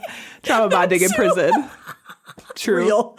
True. Yeah, that's why we're friends. Truthfully. Trauma bond. It is true. Oh, God. It's so wild how many people I am friends with because of the trauma bond. It's strong. Like, it's real. Yeah. And for real. it's there. Yeah. Now, Alvin Karpis was what kind of Alvin Karpis? What kind of a name is that? He's kind of hot. The article I read said that he looked like Bela Lugosi, and he kind of does. I don't know. He looks like skinny and gross, so I'm sure you'll be like into it. He was a Lithuanian immigrant who had fallen into petty crime, just like Fred. Him and Fred became fast friends. See, she's doing the kind of face. He's kind of hot. Yeah, I could see it. He's kind of hot. See it. Yeah. Yeah. Yeah, and he's an interesting character all on his own. Yeah. He later said that Ma was closer to him than his own mother.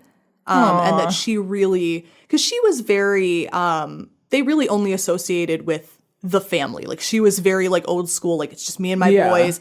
But when Alvin came, she adopted him and referred to him like a son, treated him just like a son. Mm-hmm. So now they were all together, and Alvin and Fred, through criminal means, of course, ended up starting nighttime burglaries to raise money. So this started just sort of a period, just robbing houses pretty much. This started like a short period of they're trying to get money, but they're both dumb and they keep getting arrested. Alvin actually, out of all of them, turned out to be, we'll talk more about him later, but he ended up going on to become a career criminal. And later, I know he went to Alcatraz. I think he might have been the longest resident at Alcatraz. I'm pretty sure. Yeah. He's one of the ones who had his fingerprints surgically removed. Sure. Like he ended up being a pretty smart criminal. Not that that's something that you need to necessarily aspire to be. Right. So they're trying to raise money. They're doing burglaries. At one point, they both got arrested. Alvin got released, I think on parole, but Fred escaped. They ran. They picked up Ma along with her new alcoholic, no good boyfriend, Albert Dunlop, who they did not like and did not want to take with. But she was like, no, I want a boyfriend. I'm lonely. You guys are always off doing burglaries all the time. I never get to have any fun. And they were like, fine. Whatever. So they literally, in something that I wish we had news footage to see, they literally it sounded like a crazy police chase. They packed her in the car and packed the alcoholic guy in the car and like had a posse right behind them. Like it was super, super crazy. Fled to Missouri. Okay. And then it's like, okay, everything's fine. They bought her a small farm with their burglary money. Everything's cool. But then a local policeman was like, who are these guys? I wonder if they're connected to this robbery. They came to the door and Alvin shot him in the face. Oh my God. Does that answer your question? Right. Jesus fucking Christ. I know. I'm like, please. Wow. They all fled in another police chase. So these boys cannot just like shut up and calm down. This is pretty wild. The man, the career criminal that the boy Fred had been sent to live with. Okay. Herbert Farmer. Okay.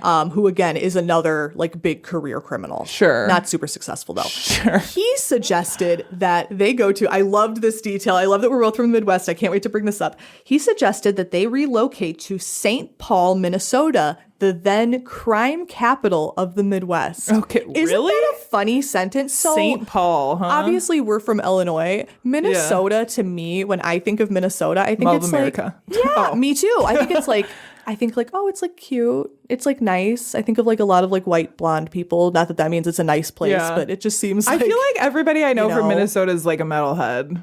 Oh, that's former true. Metalhead. That's true. It seems like it's a very blue state. Yeah. It just seems like it's kind of chill there.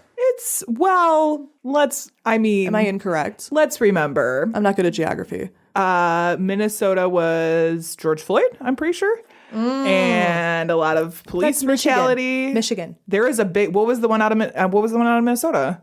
Because Flint's in Michigan. That's George Floyd. Okay, then what was the one out of What's the Minnesota? one in Minnesota? Let's find out. I don't know. That's like my thing. Yeah. I'm like drawing a blank. Let's see. No, George Floyd was Minnesota. That was Minneapolis. Derek Chauvin. Yeah. Which one am I thinking of? I don't know. There's one in Flint. There's one every fucking where, but George Floyd was Minnesota. So, let's be real. Okay, my bad. Rewind. Minnesota is not the... forget what I said. There's a lot of good people in Minnesota, right. but... Okay, regardless of all that, I don't get there's certain places where it's like, ooh, there's a lot going on there. I don't really get that feeling modernly from St. Paul, Minnesota. It seems like kind of when I've read Crime Capital of the Midwest, I was like, right. St. Paul? Are you sure? Yeah. In fact, this is the part that I think you will be interested in.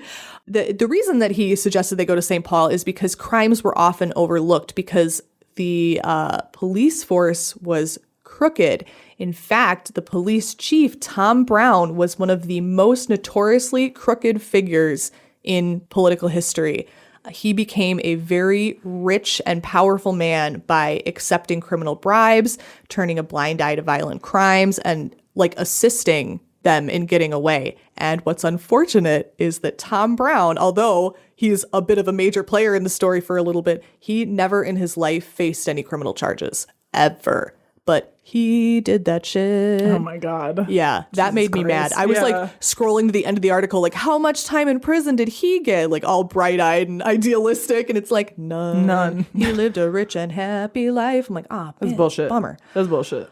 So they did. They went to St. Paul. They rented Ma a small house where she listened to her hillbilly music records, did puzzles, and waited for her sons to come home. She was a normal, little cute old lady. She kept house. She cooked dinner. And none of her neighbors who they relocate a lot in the story. It's kind of hard following their location. I found that a little difficult to follow because they just go so many places. Right. But they're like always on the fucking run. Right. Because they just keep, doing crimes. Yeah.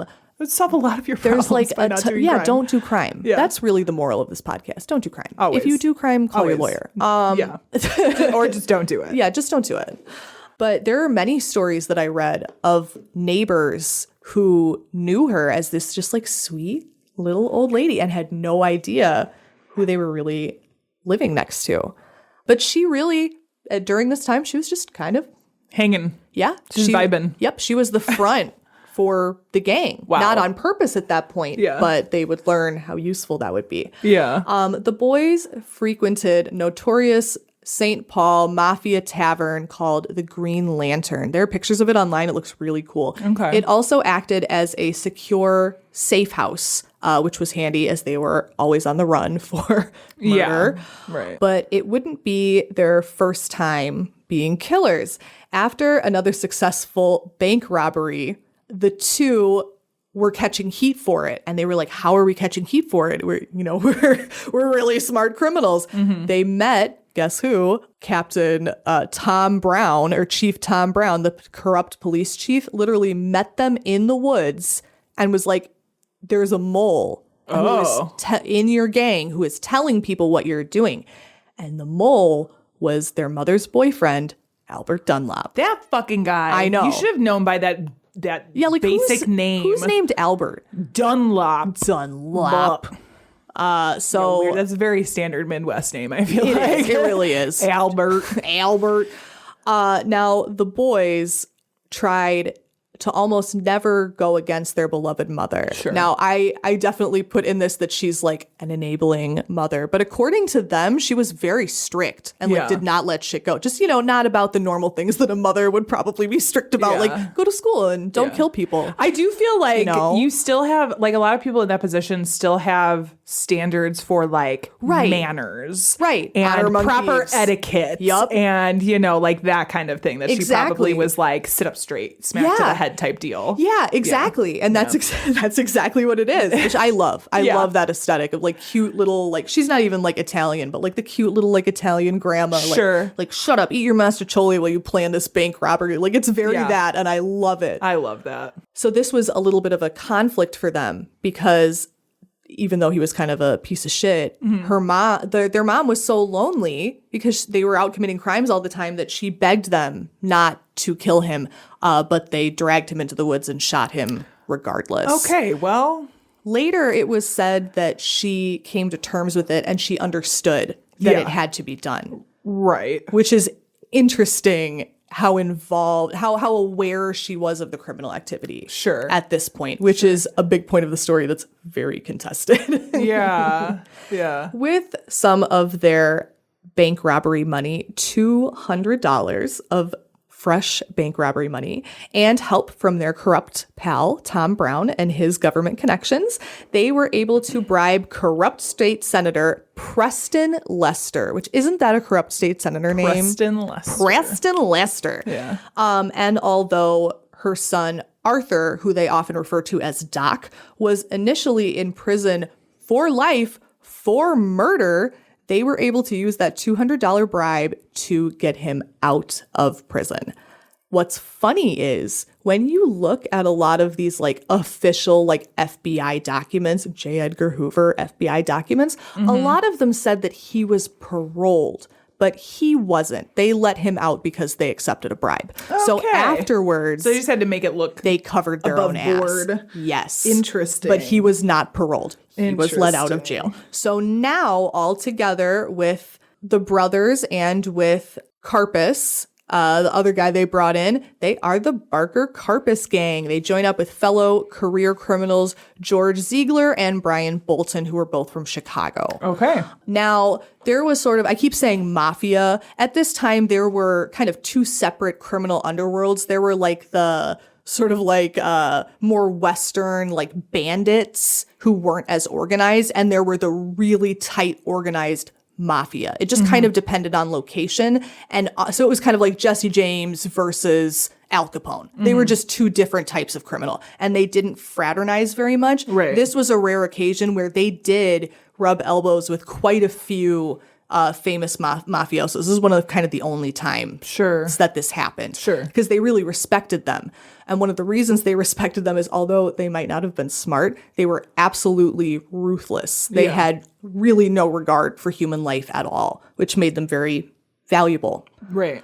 Now, these two criminals, if they don't sound familiar, George Ziegler and Brian Bolton, their new pals, they are very famous because along with another man in 1929 known as Fred Killer Burke, they were the then unknown gunmen of the St. Valentine's Day Massacre. Nice. So these were big time dudes rubbing elbows with these little hillbilly guys who were just robbing banks and shooting the occasional policeman, which don't do that, but you know what I mean. Yeah. Looking for an easier crime than bank robbery, they decided on kidnapping. Which, like, is that easier? I don't think so. It seems way harder to me. I guess when you're talking about, like, if you're robbing a bank, you have to, like... dodge all the cops. And scope yeah, the but you have to, like, area. go in. You have to convince somebody to give you something. That's it's not just, like, true. snatching somebody by force. And I guess know what if you're mean? a big burly dude, it's like, oh, whatever. Yeah. But it seemed way more stressful to me. Yeah. I mean, the hardest part would be getting a person in the car, but, like... Wouldn't you think? But then, yeah, I guess if you have muscles and Tommy guns... Right. I mean, not that hard to convince people. Yeah, exactly. And their two new Chicago mafiosos had a suggestion. I think this brewery is still actually in St. Paul. It's the Old Ham's Brewery. Okay. And he's had to Google this one, the scion, which pretty much means the heir of the Old Ham Brewery, William Ham. Yeah. Just an adult man. Ham's is like one of those classic beers. Yeah. Yeah, I was like, wait, really? I was like, Ham of the Hams? I don't really like, I think the most like classic beer that I love is PBR. I'm a big Pabst Blue like Ribbon, PBR. but I'm also, like a hipster at heart. So like you are. She always has like the coolest. Every time you're at a party, I have to look at what your can says. Yeah, it's on my cider cool on it. I love it. Yeah. So I love PBR, but like that's like Ham's is like Is it classic beer? I see. I wanted to see if you know like it because I'm just not beer. a drinker. Yeah, Ham's is right up there with like Schlitz. Like Schlitz is kind of the same area of beer, like classic beers. Yeah. So this guy was a big deal. Yeah, big deal, and they did. Ham's is still around too. Yeah. They kidnapped his ass. And luckily they and again, this was like, I'm sure, a high profile thing. I couldn't find a ton of information about it. But they returned him. They got $100,000. Wow, that's a ton. Ransom money. Yep. That's a ton at that time. Yeah. Yep. And now at this time, they were not known to the FBI at all. The FBI really didn't give a fuck. They had some local police heat. Not too much, and especially since they had their corrupt police chief and stuff, they were kind of cushioned. But this was the turning point because this was in 1933 when they committed this kidnapping. 1932, do you think of any famous kidnapping cases in the 30s? I mean, like the fucking Lindbergh baby? Yeah, that was the first one that came to mind. Yeah. Yep, was the Lindbergh baby, which drew international attention and upped the criminal consequences of kidnapping, especially kidnapping across state lines. Right. Was like a huge, huge deal. So for this kidnapping, they got $100,000. Now, Tom Brown got $25,000 for his role in covering up the crime and keeping them one step ahead of the law. Okay. Doesn't that suck? It seems like, Tom Brown. Fucking Tom Brown. Yeah, but also, sucks. I feel like for somebody having $100,000, he only got 25. Well, the whole gang got $100,000 and he got a quarter. Oh, I see. Okay, that makes sense. Yeah. So he's like, I want Just kidding. 1/4. And they were he like, actually has the better deal. Yeah. Yeah, he did. And again, he never even got charged. Yeah. Like he was a well-known Wild. crook, but ugh. Okay. January 17th, 1934, they're continuing their favorite new activity and they kidnapped businessman Edward Bremer. For this, they got $200,000. So they're rubbing elbows with the mafia now. They're in with the big leagues, but J. Edgar Hoover was on their ass.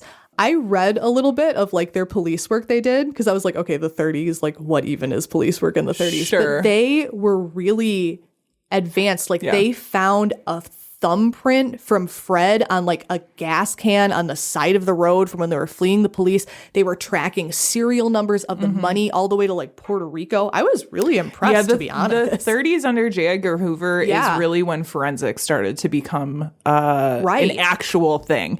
Now, a lot of that was junk science, as we know now. But this was like the beginning of their like criminal investigation division of the FBI, and specifically like the forensics. It seemed like a really interesting time, like for the foundation of that, because I was really impressed with all of the work that they did. Kind of like good old fashioned police work. Yeah, they also did like a lot of illegal spying, which is like not great, and like wiretapping and shit. I'm not rah the police. Yeah. I was just impressed. No, like, I know what you're saying. The fingerprint on the gas can, I was like, wow. This was before like regulations on like spying on American citizens and shit. Right. So like, which I'm not a fan of. Yeah.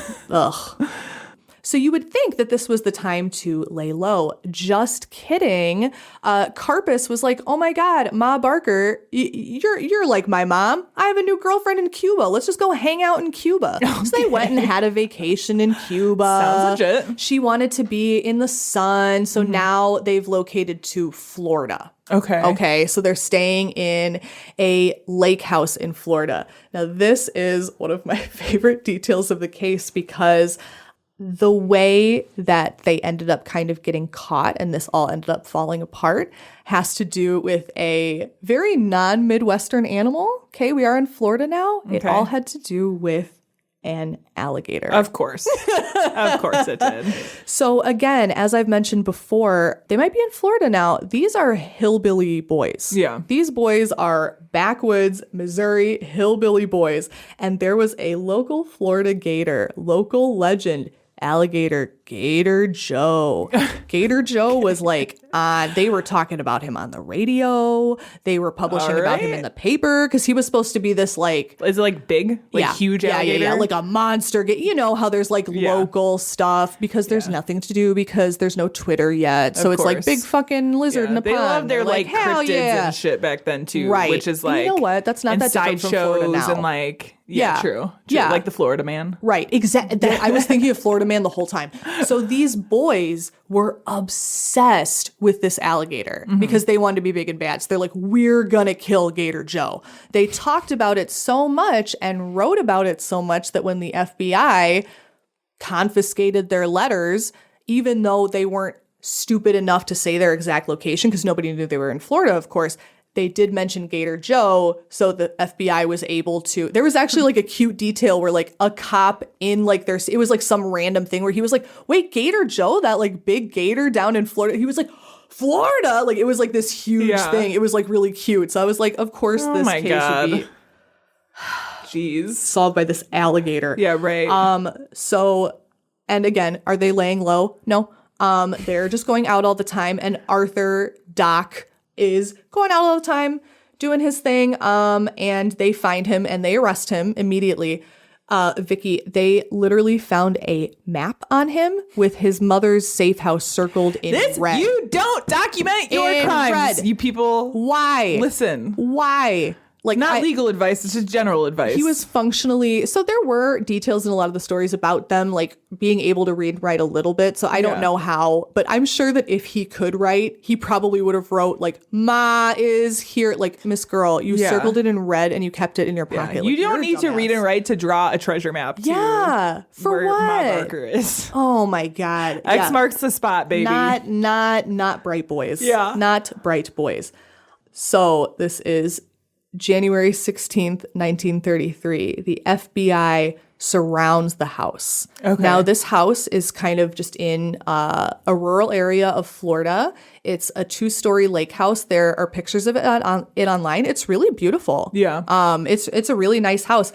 Now, Carpus, their friend who she had sort of adopted as a son, had visited only days before because he was laying low because he was the smart one. Yeah. He visited it and said he didn't like it. It was in a very flat area. And he's like, this is far too visible. I don't think this is in a good area. It's 2 stories. It's high in the, I don't think this is a good idea. And Ma had taken his hand and said, I like the quiet out here. I'm staying here. Yeah. Okay, well, Can't convince a woman when you're right when she's set in her she's ways, like, when you know she's made what? up her mind. I want to watch my birds. Shut up. Do you know how old she was around this time, or how old she would have been at this time? So this is 1933, and she was born in 1873. Okay. So she would have been, Like what, in her 60s? 50s, 60s? Yeah, 60 something. There are a couple of pictures of her around this time, and she really, like, in all of the pictures, even when it's like, she poses with known mobster, you know, baby face, blah, blah. And it's like, she's, like, wearing an apron. She's got, like, little curly. Because this is, like, cute. Even at I mean, I realized, like, retirement was not necessarily a thing. Right. At that point. You just kind of worked until you died. But, like, this would have been in her twilight years, where she's like, I just want to relax and my and that's what she did. I'm not going to say the word old age because I don't want to get yelled at later. Seriously. But hi, Mom. Yeah, exactly. But that's the thing. She's been moving around a lot. There were many times where she was like in the car when they were running from police. This is a lot. You know, for this little old lady who, again, there are statements from well-known mobsters talking about her who would be like, yeah, we'd go in her house and they'd call it hillbilly mountain music, and she'd be doing her puzzles and I love that. knitting, and she'd feed them. I think it's so cute. Yeah. And so she just wants to chill out. And that was a lot of her her kind of existence is her boys would show up, they would give her money, they would move her to a new location, they'd give her puzzles and her food. And that's literally me, but with Fall Out Boy. Literally. And like my screamo music, like my fucking Under Oath, just like. And your like Legos. Completely. That's what she wanted to do. She was just chilling. She was sitting pretty. January 16th, 1933, let me say this date 17 times, the FBI surrounds the house, and inside was Kate, Ma Barker, and her youngest son, Fred. Okay. And it was said that he was kind of the most loyal to her. And they were traveling with a lot of people at the time, but they were the only two in the house. Yeah. Allegedly, during this whole thing, this is just a sidebar, locals gathered, because again, nobody knew who she was, but once they heard the gunfire, this is such a rural area, that people came out of their houses and like laid down picnic blankets and watched the shootout. That is insane. Some Midwest shit. That seriously, like I know it's Florida, but I'm like, people are just out watching the hurricane or the tornado or whatever. For sure. I was like, really? The days before TV, I guess. They yelled for Fred to come out, but instead the upper left-hand window was shot out by submachine gun fire, and then another. Then ensued a 3-hour gunfight, which is long. Yeah. I imagine at least 50% of that was like reloading weapons. I'm sure. Let's be real. Oh like, my God. They were not the most technologically advanced guns. They were not. If you ever play like, I don't know, if you're a listener, Red Dead. if you ever play if you ever play like modern games and stuff, you should look up like loading videos for old pistols. I used to work for old pistols for a theater job. It is hilarious how long they take to, my life was Red Dead, how long they take to reload. Like it takes forever. So you know what? You're honestly We've definitely talked about this before, but Rachel used to work for a place that did Wild West reenactments. Yeehaw, I sure did. So if you ever were in like a weird little town in the Midwest and we don't need to. That was me. That was me. No, I wasn't. People don't need to come here. No. Oh no. Well, it's not even around anymore. No. So I mean, gone. It is, but not. It's in my heart. Yeah. It's real in my heart. It's in my heart. So yeah, 3-hour gunfight, which again, that's long for one. Yeah. Well, for one shooter, that's a long time. Yeah. Agents were throwing tear gas. There was submachine gun fire. Eventually, it fell deadly silent. This is another detail. I literally could not wait to tell you this. Special Agent Earl Connolly, the FBI's finest, who was in charge of this case at the time, was too much of a chicken to check inside the house, because of course he's thinking, oh, what if whoever's in there is not dead and they're just hiding. But he made the house's caretaker, normal human being, Will Woodbury, to go into the house to see if they were dead. I mean, they gave him a bulletproof vest, but they made this like, he's like this like old man, and there's a million cops with guns, and they're like, Go in there. Go see what's going on. I'm like, are you serious? I thought that was so stupid. Yeah, yeah. Like there was still tear gas everywhere. They were like, go check it out. It's You got fine. this, dude. It's fine. You got it. We're right behind you. Way behind you. A few minutes later, he called out that both Fred and Ma were deceased. Ma was allegedly found with a smoking pistol near her left hand. I mean, it certainly makes for a better story if that's what happened. It sure does. But unfortunately, Ma was right-handed and was never recorded to ever have shot a gun. In fact, she was really never suspected of committing any crimes at all. In fact, at this time, all of the FBI and everyone who had been investigating all of them and trailing them, they had no record of her existence. They did not know that she was alive at all. They had no idea about her. None. Which truthfully makes for a good, like, mob boss situation. It sure does. Honestly, you don't ever commit crimes yourself, then you can never go down. And that's the thing. She never, so there is like, some historical like, that they didn't fingerprint the guns, but then they were saying that her fingerprints were on some of the guns, which I just don't think so. Yeah. I think what happened was J. Edgar Hoover, a famous asshole, realized that he'd killed an unarmed old woman and was like, she was a criminal mastermind. We know J. Edgar Hoover, unfortunately. He was so like family values that I think the idea of Ma Barker, this like evil woman who encouraged her children to commit crimes, went against everything that he was trying to stand for. So he really, if you look up J. Edgar Hoover, Ma Barker, it is so funny how much he hated this woman who he had never met. Yeah. I think there's also something to be said too for, at the time, obviously, like traditional gender roles were still a thing. Women did not commit crimes. The idea of killing an unarmed woman who didn't do any crimes would not have sat well with the public at that time. I think he was covering his ass. And then I think he kind of ran with it. It was a very Although we know thing for him. Who run the world. Girls. But very true. We're saying like women can do anything.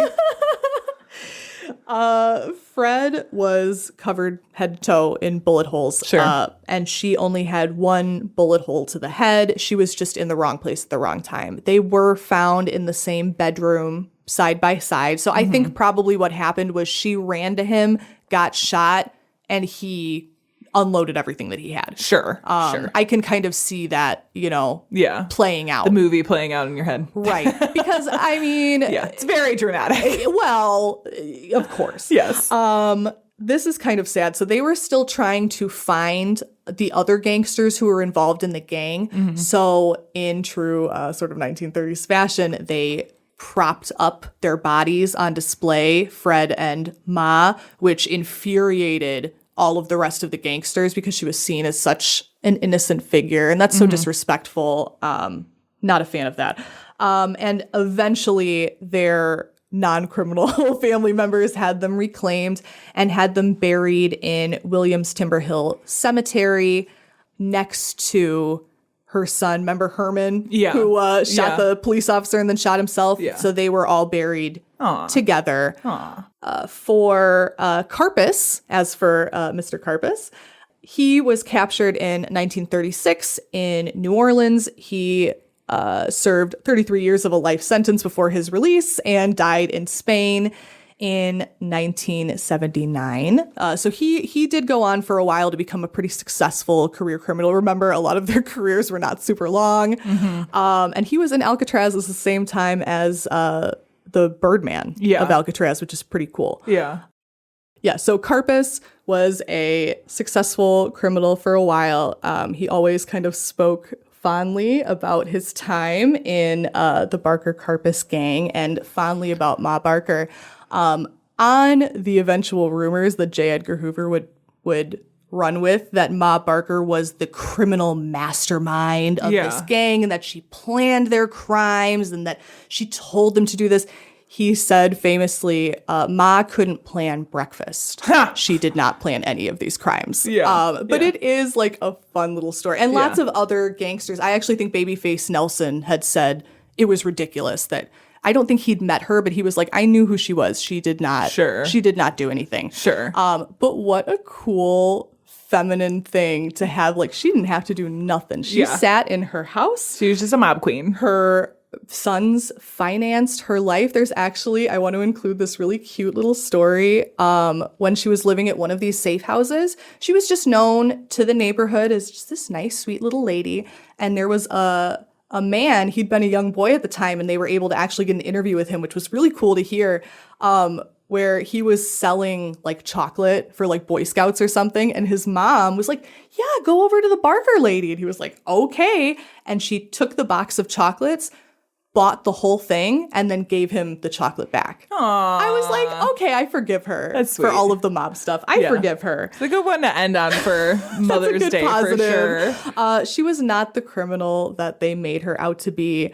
J. Edgar Hoover definitely made her a little bit of a nemesis, but she was definitely a bad mom. Yeah. Bad, Yeah. good mom, bad mom. Sorry, all those old No, it's all cases good. are a little like, they jump it's so many fine. places, it's hard to Yeah. keep track of. I just think she's such an interesting character. She really is. And She if really J. is. Edgar hates her, I love her. You know? Well, if you are listening or hanging out with your mom today, why don't you check out this podcast? yeah, watch it together. No, Listen. you can't watch. It's a fucking podcast, Well, Rachel. they can watch the screen. We're the Vocal Fries. I'm Carrie. And I'm Megan. And we have a podcast about linguistic discrimination. We talk about language, not being a jerk, not judging people for the way that they speak, and we try to have a good time. We talk about things like vocal fry, swearing, Southern American English, and prescriptive grammar. You can find us on iTunes or your favorite podcast app.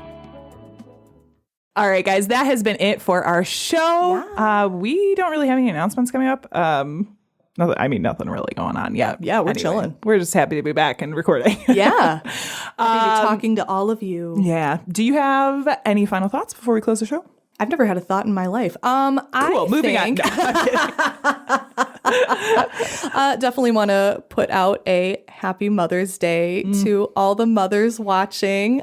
Remember, motherhood is You can't watch really it, Rachel. hard. It's a podcast. Okay, listen. Okay, for all the moms who are listening, you're grounded. I'm a mom, so that means give a I can ground shit. you. You're grounded. Almighty uterus. You think you're going out tomorrow? You're literally not. Fuck you, Mom. Literally I'll do clean what I your want. room. And on that note, I think we're good. Our sound and editing is by Tiff Fullman. Our music is by Jason Zashevsky, the Enigma. This has been the Bad Taste Crime Podcast. We will see you in 2 weeks. Goodbye. We won't see you because it's a podcast. You gonna say bye or no? No. Okay. Bye. 10 young women and left their bodies on the hillsides along the highway.